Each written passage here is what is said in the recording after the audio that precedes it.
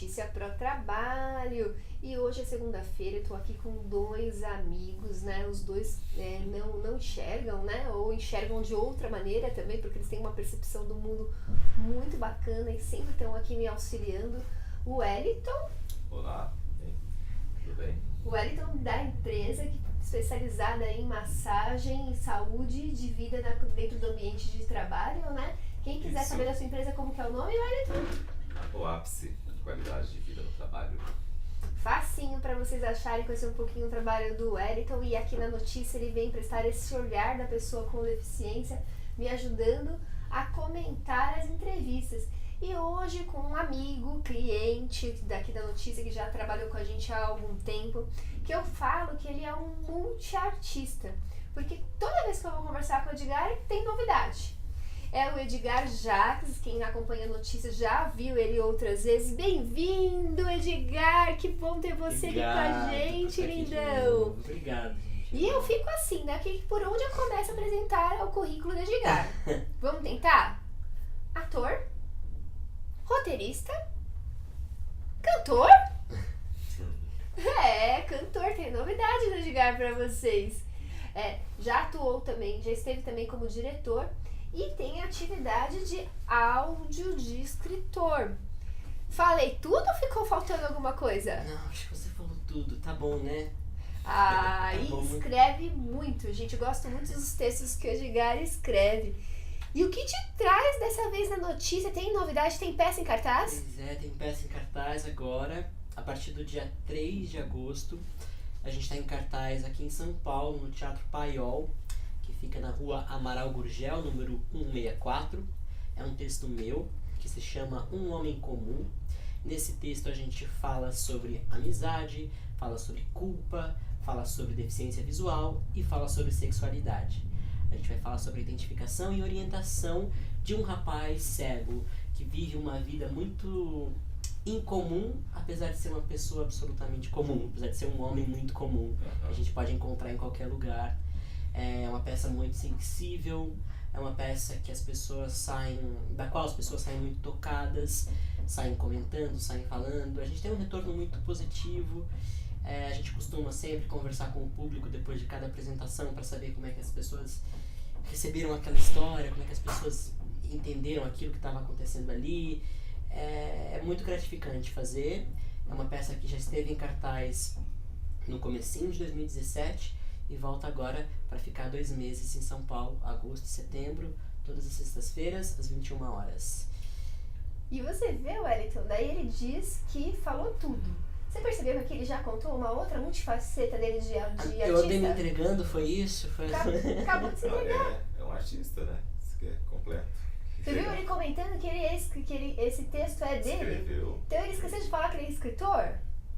Não, mas achei que já estava incluído lá no roteirista, achei que já fazia parte ali do pacote todo. Ai, Edgar. E o Wellington, como é a questão do cego e a cultura? O que você pensa sobre isso? Olha, a cultura, assim, ela tem umas certas restrições, né? A questão da acessibilidade, durante muito tempo, né, os cegos foram privados, né, de muitas coisas, de obras, de leitura.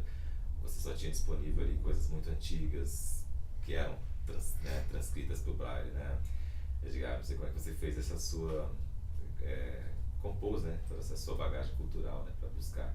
Mas era bem mais difícil antigamente. Hoje... A gente tem a impressão, assim, que o acesso à cultura, ela pelo menos para mim, o acesso foi muito ao quebrado, né? Você tem que... Tardio, né? Também. Você tem que... É como se você tivesse lacunas, né? Você vai por caminhos que foram ali pensados, mas que não necessariamente suprem a sua necessidade.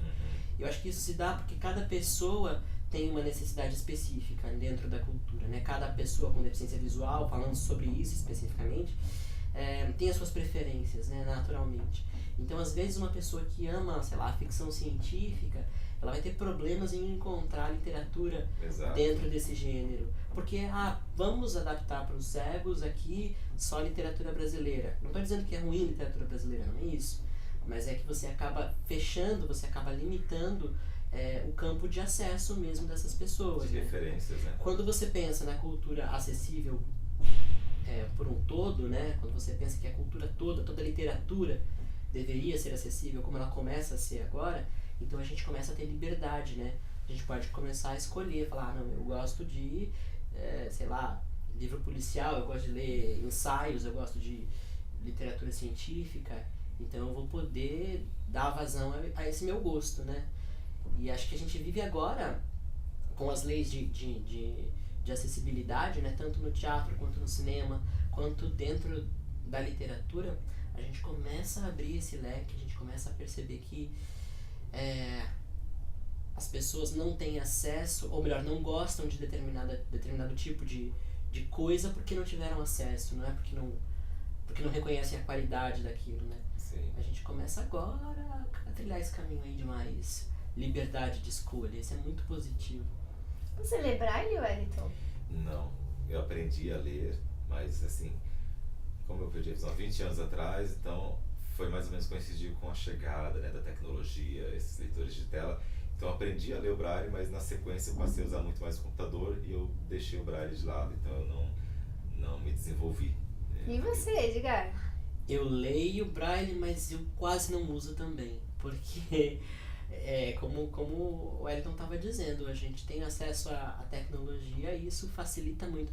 O Braille, ele tem uma grande vantagem que eu identifico, que coloca a pessoa cega em contato direto com ortografia e gramática. Isso, a alfabetização é importante. Né? Que você tem acesso às palavras de fato, né? Quando você ouve, você tem acesso ao som daquela palavra, mas não a como ela é escrita.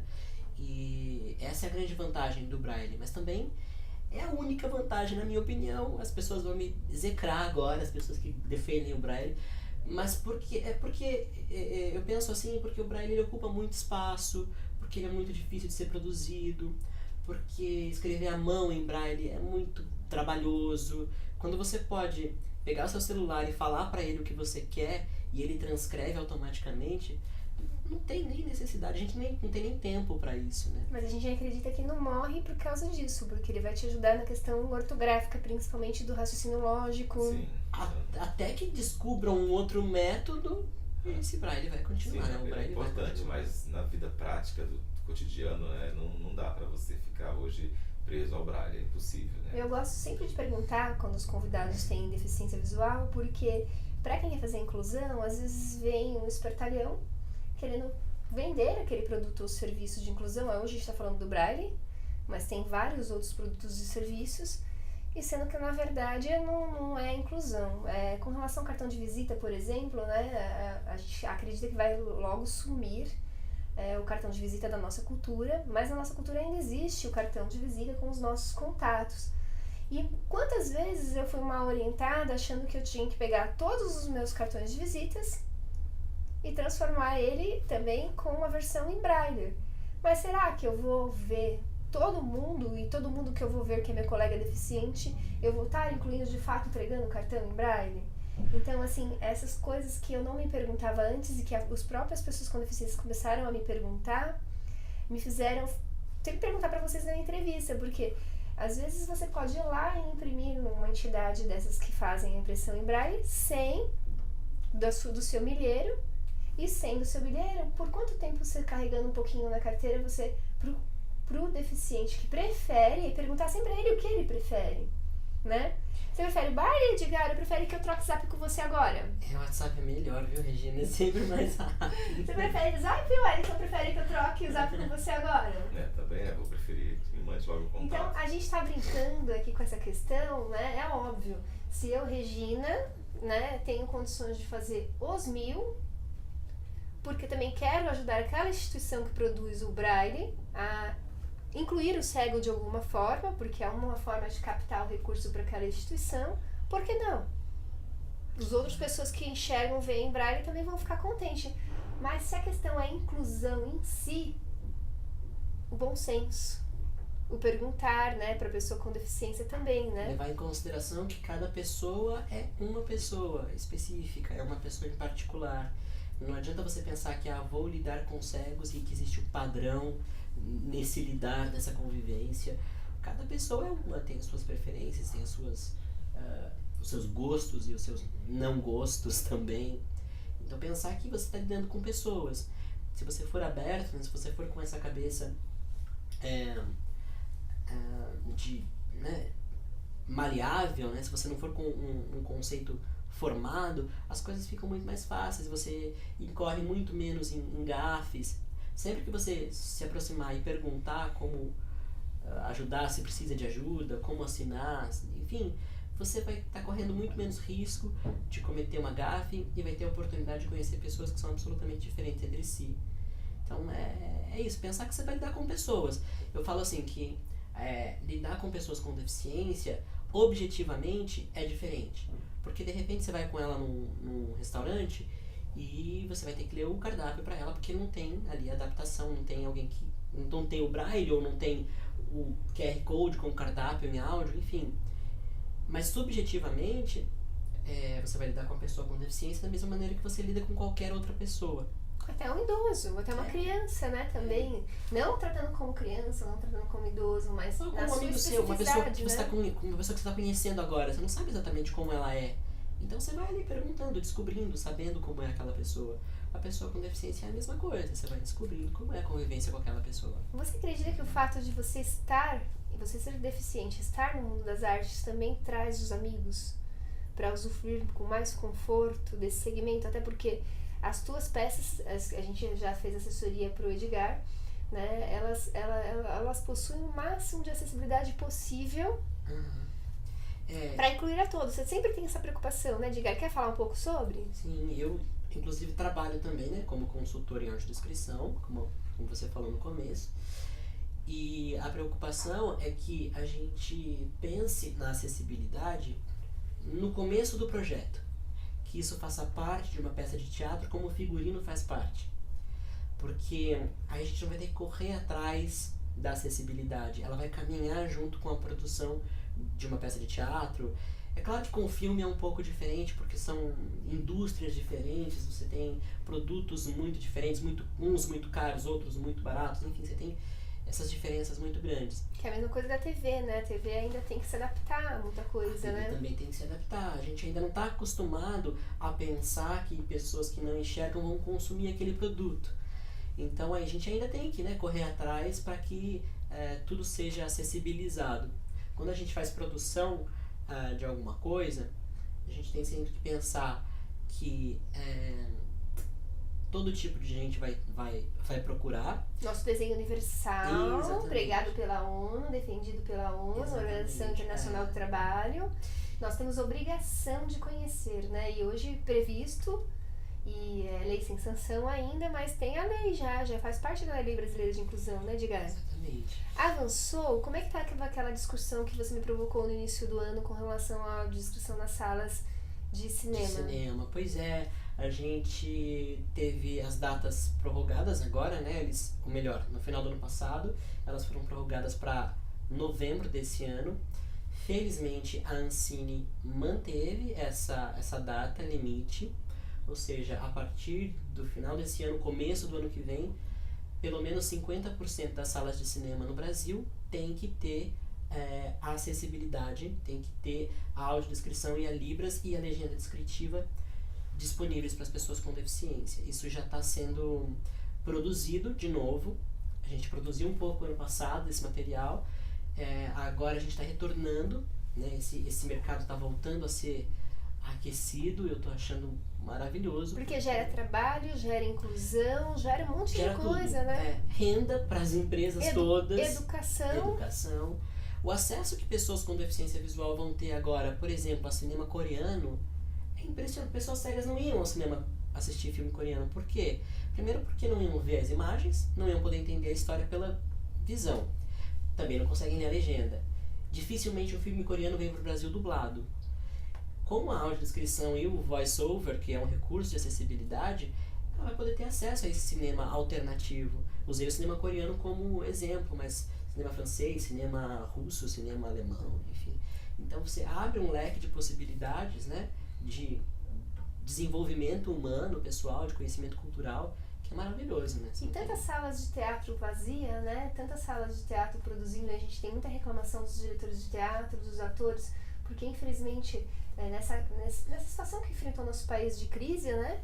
Aliás, aqui, desde que eu me conheço por gente, a gente tem crise, né? Que agora a gente tá namorando. Existiu um momento que não teve crise? Eu não lembro. Eu tenho 42 anos, não sei. Cada hora é uma moeda, uma coisa, mas enfim. Nesse momento as pessoas acham chique e falam, né? Por causa da crise não tem público no teatro. E de repente é um público que está sendo desperdiçado. Porque na realidade não tem no teatro também o intérprete de Libras. Não tem o áudio de escritor. E poderia ter um público ali cativado, né? Mas a gente ouve, lembra que a gente provocou até um amigo meu, diretor de teatro, né? Pois é. A gente provocou ele aqui falando sobre, ele aprendeu um bocado. Eu muito feliz hoje de manhã, numa gravação que a gente fez aqui na Notícia de um programa, Edgar, eu te conto que eu vou te mandar cliente, né? Porque tinha um professor que falou conosco hoje e que ele dá aula para um tipo de profissão. Ele forma, capacita, certifica com uma certificação extremamente necessária para aquele tipo de atividade. E ele falou pegou um desses espertalhão que só quer ganhar dinheiro em cima da empresa, mas não quer de fato promover a inclusão. Porque ganhar dinheiro, sim, honestamente, né? Você falando, porque se eu estou pedindo a consulta do Edgar ou a consulta do Hélio para fazer algo que inclua, mas algo que inclua de verdade e tal. Então, foi para ele muito mais caro, mais complicado transformar o material dele didático, acessível para o surdo e para o cego. Hoje, depois da entrevista, a gente conversando aqui, ele ficou passado. Ele falou, é assim? Eu falei, vou te apresentar o Edgar e a Rosa Maxuda. Para você saber como é tranquilo essa questão que não é nem tão custoso quanto você imaginava e você vai atender teu público cego, que já existe. E ele está abrindo a segunda unidade em São Paulo essa semana. Olha só. O público que a gente chama de PCD, que pessoas com deficiência, é um público que consome. É cliente. Exatamente. Que tem... E cadê os P's do marketing aqui? Cadê os P do marketing, né, Edgar? A gente fala muito, né, sobre a coisa das cotas e tal, mas hoje em dia a gente vê o reflexo disso. A lei de cotas tem 28 anos, uma coisa assim. E hoje em dia a gente vê o reflexo, pessoas com deficiência que estão empregadas, que estão trabalhando, que consomem, que compram, e que infelizmente compram menos porque tem menos acesso. Então é hora de começar a olhar para o mercado e olhar para as pessoas com deficiência como consumidores e não como pessoas a quem você deve caridade, solidariedade. Pena, exatamente. Pena de quem sente pena. Quer comentar alguma coisa, Wellington? Não, a gente vamos falar mais sobre a peça, para finalizar. Ele vai repetir de novo, porque eu queria só uma dúvida, você falou da peça, fiquei na curiosidade, é um monólogo essa peça? Ou... Não, O Homem Comum é um texto, é um drama que a gente chama, né, porque ele abrange, tem um pouco de comédia, tem um pouco de tristeza, então a gente chama de drama dentro do teatro. São 3 atores em cena, eu sou o único ator cego, os outros 2 são videntes. É uma peça que dura 70 minutos, 1h10 mais ou menos. A gente ainda não definiu quais serão as datas com acessibilidade. Assim que a gente tiver, a gente divulga nas nossas redes sociais todas. A gente tem o Instagram da peça, que é o numeral 1, Um Homem Comum. Certo. É o nosso... Tem no Facebook também, facebook.com, numeral 1, Homem Comum. E a gente divulga também na minha própria página, facebook.com, Edgar Jacques. E é isso, a gente entra agora em cartaz de novo dia 3. Nossa, legal. E ficamos todas as sextas-feiras. Regina vai, Wellington vai, todo mundo vai. Se Deus quiser, todo estaremos lá. mundo. Fiquei curioso pra ver a peça. Assim. Vai todo mundo. E Edgar, eu fiquei muito surpresa com você no clipe cantando. Que história é essa? É verdade, essa é uma história bem legal, assim. A gente... Uma amiga minha e eu, ela chama Sara Bentes, é uma cantora. Beijo, Sara, eu não te conheço, mas quero conhecer, curiosíssima, lindona, vozerão. Maravilhosa, super cantora. A gente é muito fã da Laura Pausini, e em parceria com um amigo nosso, Fabiano Campos, que é intérprete de Libras, a gente resolveu produzir um presente para a Laura Pausini. A gente vai no show da Laura agora em agosto, dia 21 de agosto. Então a gente comprou os nossos ingressos e ficou pensando, vamos os 3 juntos a primeira vez no show, a gente podia pensar num presente legal para ela, o que poderia ser? Resolvemos que para uma cantora é legal dar uma canção, então eu, muito metido, resolvi escrever uma versão em português para uma das músicas da Laura. Aí Sara e eu fomos pro estúdio, gravamos essa canção cantando, gravamos um clipe. Nesse clipe a gente já tem a tradução para Libras, junto com a gente ali, ensinando com a gente. O Fabiano tá com a gente o tempo todo. Então não é que a Libras está incluída ali naquele quadradinho do lado da tela, nada disso. Nossa, eu achei aquilo incrível. O Gabriel viu também, falou bastante. Você viu, Ed? Fabiano... Não assistiu ainda? Eu mandei pra você, assistam, eu divulguei. Eu mandei pro Ed também, me lembro de cedo, ele vai ter que ver. Vai ter que ver, E né? aí... Mas aparece quase tela inteira, em alguns momentos a voz dele ao fundo e da Sarah ao fundo, e só o intérprete na tela inteira. Você tem noção do que é isso? Então, e assim, a gente tem legenda também no clipe, e a gente vai aquele... soltar também com audiodescrição. Vai ser e aquele fundo vocês fizeram dentro do Criar, do Luciano Huck? Isso, dentro do Instituto Criar, que é um instituto idealizado e realizado pelo Luciano Huck.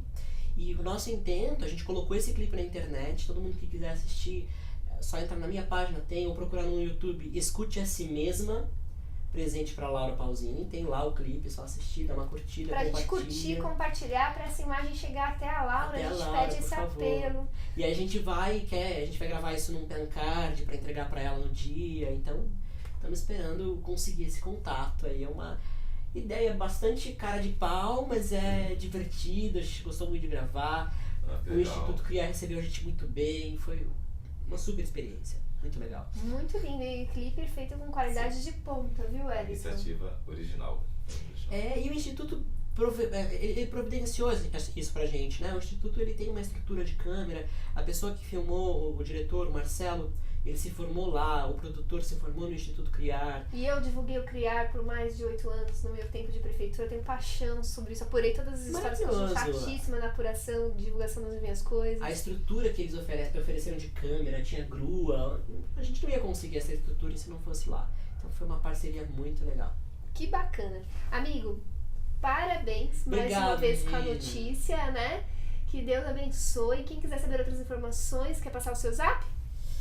Meu WhatsApp é 11 98235 7659. Entre em contato, vamos conversar, vamos fazer a peça, vamos assistir o clipe. Vai ser bem legal. Isso aí. Wellington, seu WhatsApp para saber outras informações? Nossa, quem quiser saber mais informações sobre o nosso trabalho pode acessar o nosso site, que é o massagenotrabalho.com.br. Massagenotrabalho.com.br. Mudou o domínio? Não. Não, é mesmo? O site da UAPS é mais difícil de pegar o áudio, né? Assim, então eu faço esse que é um endereço alternativo, né? Nem eu sabia dessa, né? Eu sempre falo esse, você tem que Eu que não prestei atenção. massagenotrabalho.com.br. Gente, eu recomendo pra vocês, eu sou o case positivo do Elton. Eu cheguei um outro dia pra gravar aqui, mas meu braço tava queimando de tensão nervosa com umas questões que estavam acontecendo. E eu falei, Wellington, acho que tu tem tendinite. Ele falou, deixa eu ver. Aí quando foi ver, era uma toxina, né? Não, era tensão muscular. Cheia de nódulos. Nódulos de tensão. E aí ele fez massagem, dói na hora, né? Mas assim, dói e dá alívio. Dói e dá alívio. E eu fiquei bem dentro da redação da notícia. Olha a humanização, a humanização do trabalho. Né? Chique, né? Muito bom. E vocês podem marcar aí com ele uma experiência especial. E aí, como é que tá a imagem de vocês, né? A do Edgar a gente já trabalhou aqui. De certa forma, do Elton a gente também vem construindo, né? Mas como tá a imagem de vocês que nos assistem? Vocês sabem que a nossa meta será a maior agência de notícias sobre trabalho, empreendedorismo, respeito à diversidade e geração de renda. Mas a gente é feito fora da caixinha. Então a gente vive da venda de soluções de comunicação. Entre elas, o trabalho de construção de imagem que a gente fez com o Edgar.